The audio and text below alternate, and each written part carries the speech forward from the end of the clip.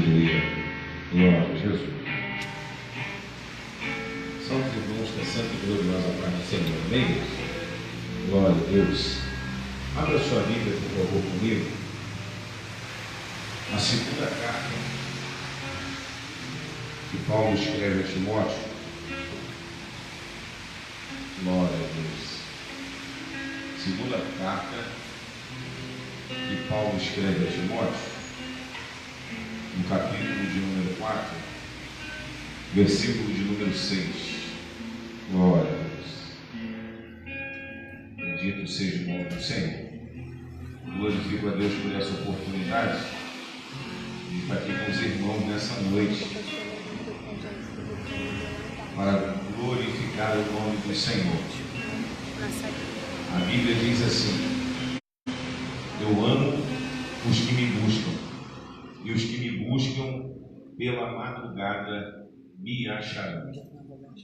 Ou seja, o Senhor tem prazer naquele que busca a sua face. Sem perda de tempo, no capítulo 4 da segunda carta que Paulo escreve a Timóteo, no versículo 6, diz assim: porque eu, já sendo oferecido por aspersão e sacrifício, e o tempo da minha partida está próximo. Versículo 7. Combati o bom combate, acabei a carreira, guardei a fé. Versículo 8. Desde agora a coroa da justiça me está guardada, a qual o Senhor, justo juiz, me dará naquele dia, e não somente a mim, mas também a todos os que amarem a sua vinda. Glorificado e exaltado é o nome do Senhor. Amém? Pode tomar seu assento em nome de Jesus. Irmãos, no capítulo 4, no versículo 6, a Bíblia vem dizendo aos nossos corações, por intermédio das últimas palavras que Paulo escreve em vida. Ou seja, aqui contém as últimas palavras escritas do apóstolo Paulo. Por quê, pastor? Porque quando ele escreve essa carta a Timóteo, ele está numa condição desfavorável. Aonde? Ele está em uma das prisões que ele participou, Cristo permitiu em sua vida. Paulo está preso em Roma, Paulo está avançado de idade, e no versículo de número 6 ele diz que já sente que a morte, o seu tempo de partida, se aproxima, e Paulo ali começa a escrever ao seu filho na fé, a seu amigo, a seu companheiro Timóteo. Ou seja, Paulo, um homem de Deus, com muita experiência, ao findar da sua vida, dentro de uma situação desfavorável, dentro de uma situação não muito boa, ele encontra força, ele encontra coragem, ele encontra vigor a escrever para quem está do lado de fora, trazendo fé e dizendo: combati um bom combate, encerrei a carreira e guardei a fé. Pastor, quem é Paulo? A Bíblia descreve sobre Paulo no capítulo 9 do livro do Atos dos Apóstolos, um dos livros históricos que temos no Novo Testamento.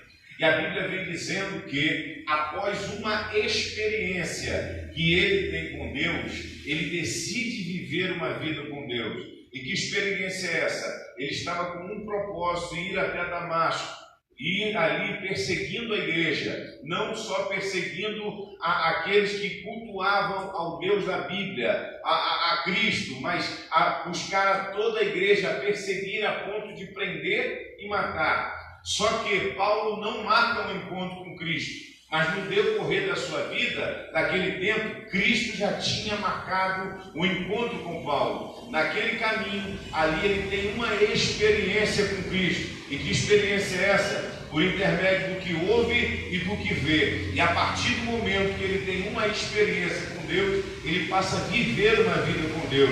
Pastor, onde o senhor quer chegar? Eu quero dizer que existem muitas pessoas que têm experiência com Deus, ouve Deus falar, Deus permite ver sinais, mas não opinam em ter uma vida com Deus. Mas com Paulo foi diferente. Após ter uma experiência, após ouvir, após sentir, após Deus permitir, ele decide viver uma vida com Deus. Por quê, pastor? Porque a partir do momento em que ele tem essa experiência, a vida dele muda, a ponto de não viver mais da forma que vivia. Por quê? Paulo, fariseu, Paulo, perseguidor da igreja, agora abrindo mão de tudo aquilo que conhece, que foi instruído, a viver uma vida dedicada a Cristo Jesus, a quem ele perseguia. Então Paulo não é qualquer um. E Paulo, aqui na carta que lemos, que ele escreve a Timóteo, ele perto ao findar da sua vida, últimas palavras escritas, mas o que me chama a atenção é a condição que Paulo se encontra. E que condição é essa, pastor? Paulo está preso. Paulo está velho. Paulo está com cicatriz sobre o seu corpo. Mas mesmo assim, Paulo ainda está escrevendo e edificando a vida de quem está lá fora. Paulo está escrevendo e está edificando e fortalecendo a fé, a nossa vida que estamos aqui nessa noite, acerca e falando do que ele deixou escrito.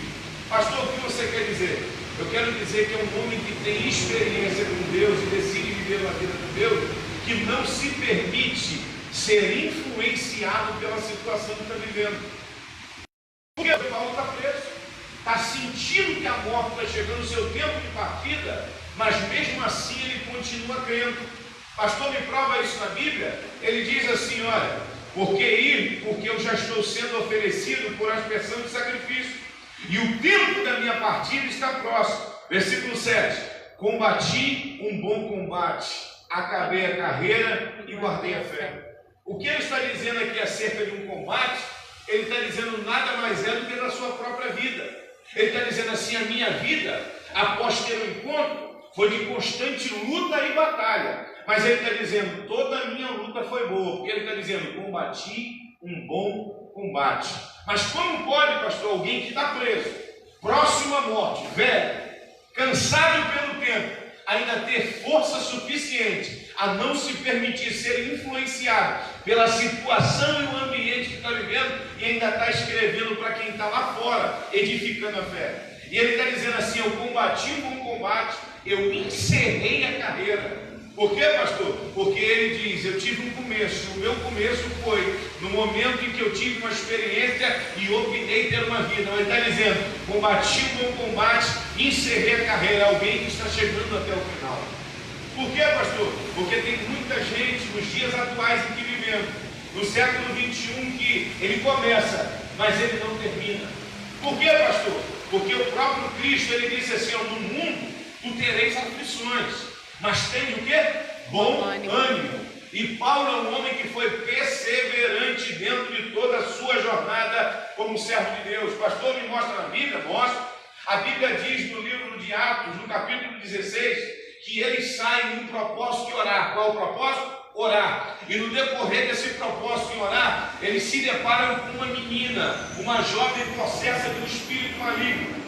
Paulo, ele direciona a sua voz, a autoridade da parte de Deus sobre a vida daquela jovem e diz assim, ei, afasta-te, sai, seja liberta. E aquele espírito possesso, aquele espírito maligno que estava sobre aquela jovem, ele cai por terra. E o que acontece após? Após aquela menina é liberta, mas não só ele quanto Silas vão parar onde? Na prisão. Mas funciona comigo aqui dentro do raciocínio. Paulo e Silas estavam em pecado? Não. Não estaríamos no propósito de orar? Sim ou não? Sim. Mas no decorrer de dias o espírito maligno perturbava e dizia, olha, esses aí verdadeiramente são homens de Deus e anunciam acerca da salvação. Mas só que Paulo não se deixa por muito tempo e se direciona a libertar a caminho. E uma coisa muito linda, a libertação da vida dessa jovem foi de forma dupla. Por quê? Não foi só liberta dos espíritos malignos que tinha sobre sua vida, o espírito de adivinhação, como também foi liberta da mão dos homens que escravizava sobre o espírito que estava sobre ela. Ou seja, aquela menina foi liberta duas vezes. Liberta dos homens que o oprimiam pelo espírito que estava sobre ela e liberta dos espíritos que estavam sobre ela, o espírito de adivinhação. Mas Paulo e Silas vão parar onde, pastor? Na prisão. E muitas das vezes nós, como servos de Deus, confundimos situações na nossa vida. Em que sentido? Nós assemelhamos situações difíceis da nossa vida a pecado e erro. Mas só que aqui Paulo e Silas não estão em pecado. Paulo e Silas não estão no erro. Mas Deus permite parar na prisão. Pastor, onde o senhor quer chegar? Eu quero te dizer que na nossa trajetória como servo de Deus, nós somos doutrinados e ensinados a que tudo vai dar certo.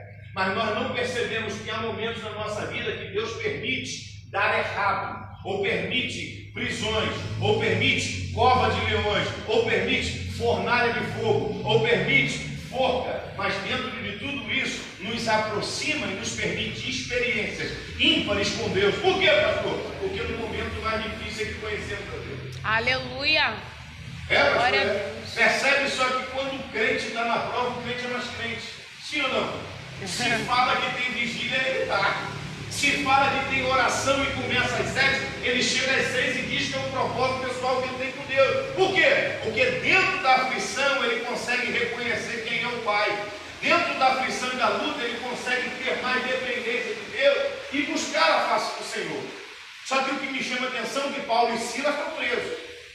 E a Bíblia fala que perto da meia-noite eles decidem fazer o quê? Orar. Mas qual é o propósito em que eles saíram? Orar. Só que independente da situação que estão e o lugar onde estão, o propósito ainda continua. E aqui tem uma lição muito grande para a nossa vida. Por quê, pastor? Porque começamos em propósitos.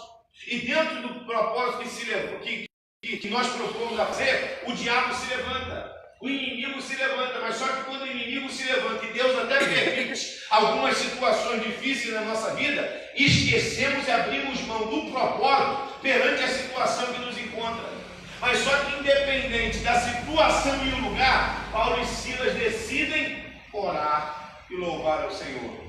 Com muito carinho e respeito, eu quero deixar essa reflexão aqui para você. A situação pode estar difícil. Deus pode até ter permitido os dias maus, mas o propósito que você fez com Deus ainda tem que continuar. Pastor, o que acontece? O que acontece é que o que determina não é a situação em que você se encontra, mas o ponto determinante é o que você faz dentro da situação. O que é o mais importante, pastor? O mais importante não é o ambiente onde está, mas o que você opina em fazer dentro do ambiente. Porque eles estão presos, mas decidem orar. Eles estão presos, mas decidem louvar. E outra coisa, antes de estar preso, apanhou em praça pública para todos verem. Então, independente da situação que Deus venha permitir na nossa vida, a gente tem que continuar no mesmo propósito e na mesma direção. O que acontece, pastor, é que no decorrer do caminho desanimamos. É que quando não acontece do jeito que a gente quer parar. A gente quer desanimar. Mas o milagre, a vitória, é para aquele que prevalece na oração, no jejum, na palavra, é perseverante. É aquele que não olha para a luta nem para o ambiente, mas consegue reconhecer a chamada de Deus na tua vida e prossegue, vai avante. Paulo está ali preso, Silas está ali preso, mas o que eles fazem dentro da situação determina o findar da tua história. As cadeias se abriram ou não se abriram. Então, com muito carinho e respeito, guarde isso no teu coração. Independente da situação estar difícil, condição favorável ou desfavorável, permaneça no propósito de Deus. Aleluia. Porque o que determina é a atitude que você toma em meio à situação difícil. Então, por aí você vê que Paulo, quando ele escreve aqui no capítulo 2, no capítulo 4, na segunda carta que ele escreve a Timóteo, você vê que é um homem que tem experiência com Deus. Ele está falando da sua vida de constante luta, constante combate. Mas ele está dizendo que foi bom. Ele está dizendo, combati um bom combate, encerrei a carreira. Mas ele está dizendo, eu guardei a fé. O que quer dizer com isso, pastor? Que no decorrer do caminho, muitas pessoas vão avançando o tempo em servir a Deus. 10 anos, 11 anos, 15 anos. E dentro disso, passa por vales, passa por aflições. E existem pessoas, graças a Deus não tem ninguém assim, que já vive no automático. Por quê? Vem para o culto, entra culto, fala, prega, louva, mas nem ele mais consegue acreditar naquilo que fala. Porque as aflições do tempo foi roubando a fé. Ela consegue fazer porque aprendeu assim, mas não consegue mais crer naquilo que aprendeu, naquilo que viveu. Por Mas Paulo está aqui preso, está escrevendo para Timóteo, está dizendo: ó, Timóteo, eu combati um bom combate. Eu estou chegando até o final, mas eu ainda continuo crendo. Aleluia. Glória Ele está a Deus. dizendo: eu passei por tudo que passei, estou vivendo o que estou vivendo nos dias atuais. Eu estou perto de morrer, estou sentindo calafrio no corpo, mas eu ainda continuo acreditando. Aleluia, Jesus. Com carinho e respeito, guarda Glória isso no a teu Deus. coração.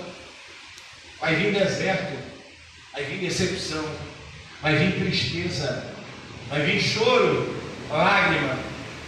Ei, pastor, minha cruz é pesada, é verdade. Um dia desse eu liberei uma palavra dessa para um jovem dentro do gabinete. Eu falei: meu filho, a sua chamada é diferente dos demais.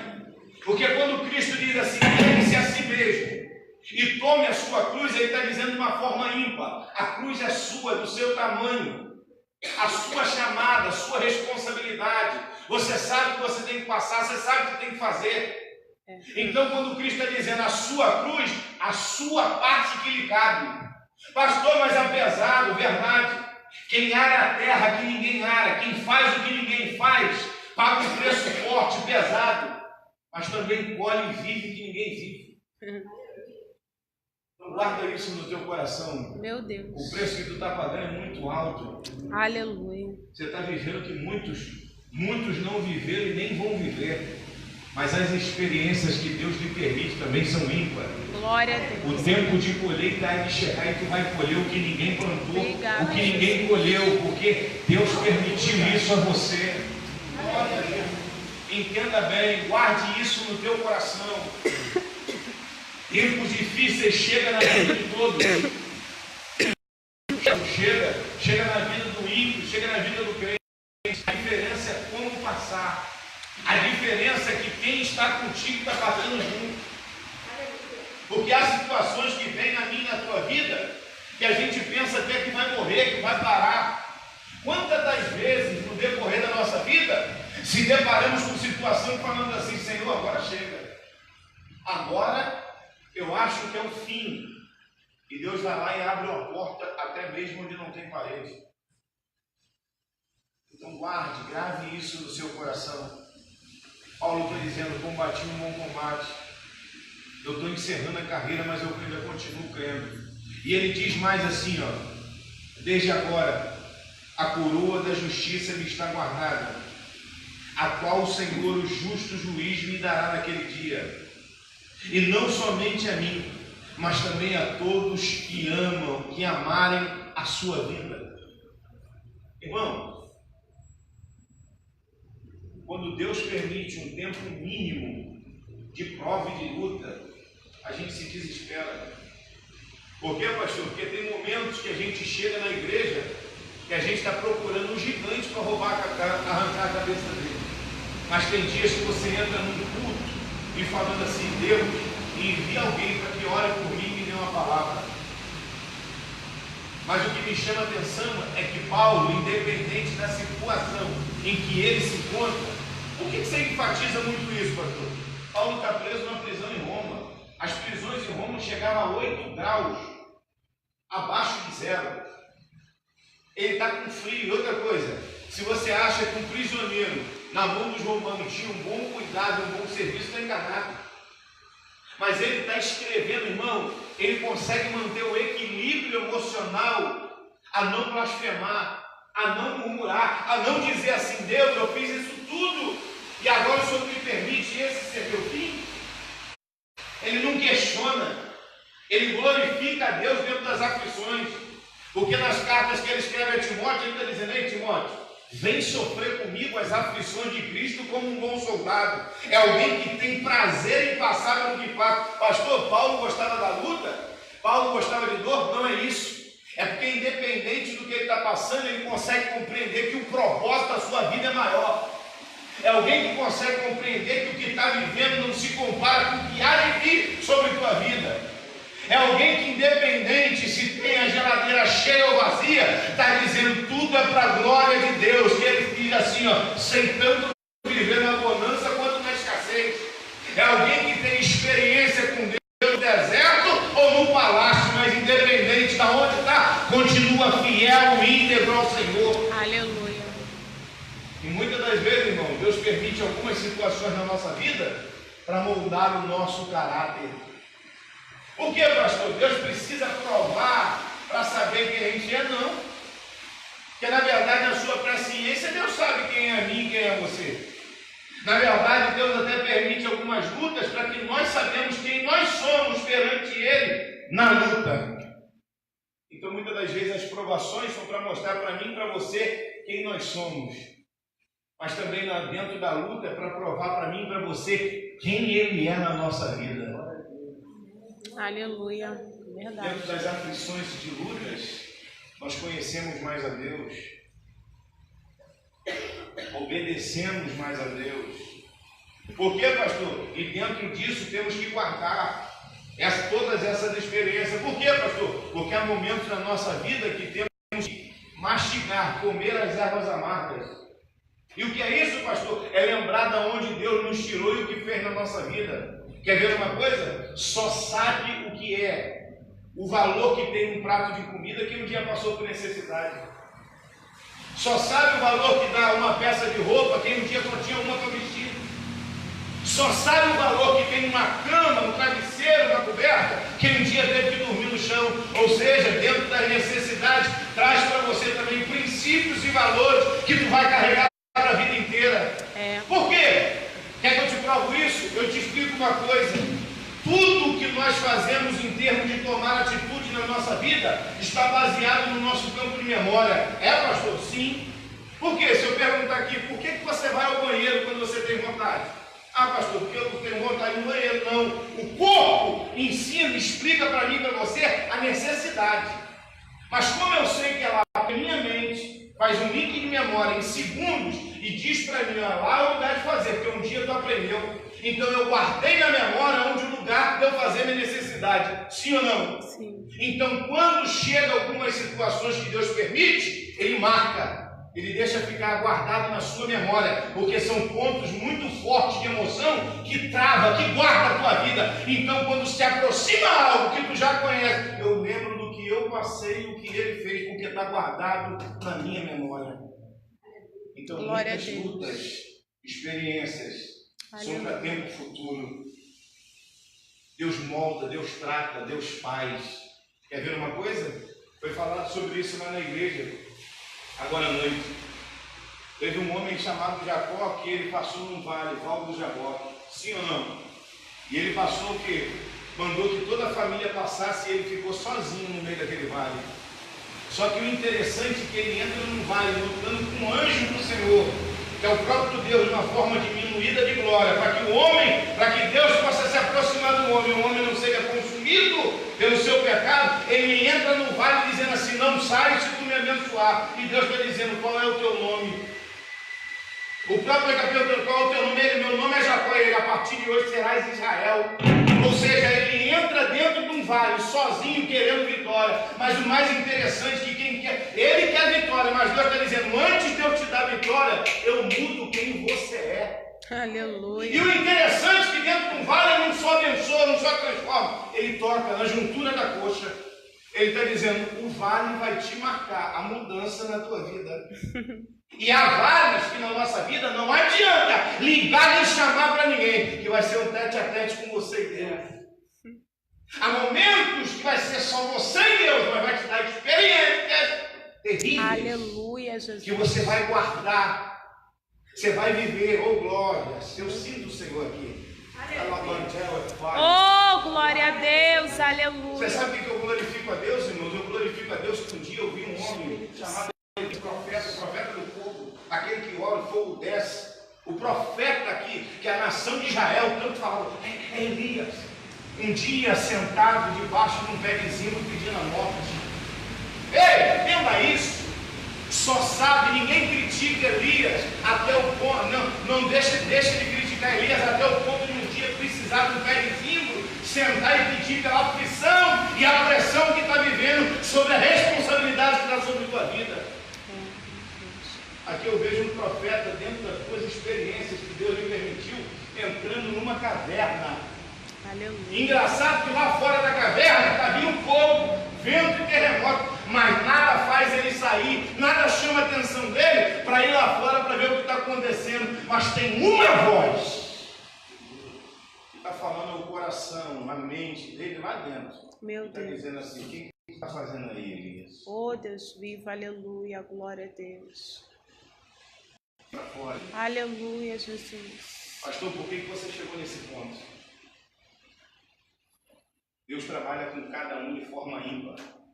Existem teorias e métodos hoje nos dias atuais, e muitos se aplicam isso até no ministério e na obra de Deus.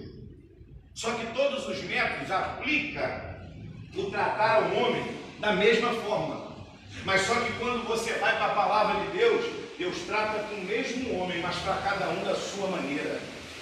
Existem métodos que o homem cria para trabalhar no externo, mas só existe uma chave que consegue penetrar no coração e na mente do homem, e essa não tem como fabricar, porque essa só Deus tem na tua mão. Aleluia, glória a Deus, aleluia, Jesus. Você pode perceber que nos dias atuais em que vivemos, existe uma evolução no tempo da tecnologia.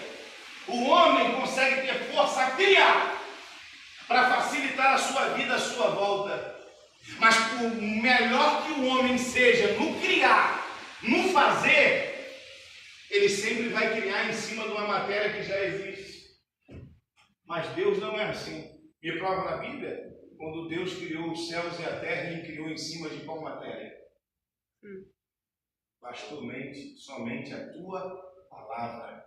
Então guarda aí essa aplicação no teu coração, para a tua vida, para a tua vivência. O homem pode criar métodos, fins, modos, mas só existe uma coisa, e nessa você tem que crer, guardar na palavra, a palavra de Deus, a palavra do Senhor, há poder. Então guarde, permita-se viver experiências com Deus, permita-se viver o que Deus permitiu para a tua vida. Mas dentro de tudo isso, pastor, me prova na Bíblia, prova. A Bíblia diz, a gente torna a falar isso diversas vezes, mas não compreendemos. Eclesiastes capítulo 3, versículo 1 diz o que lá?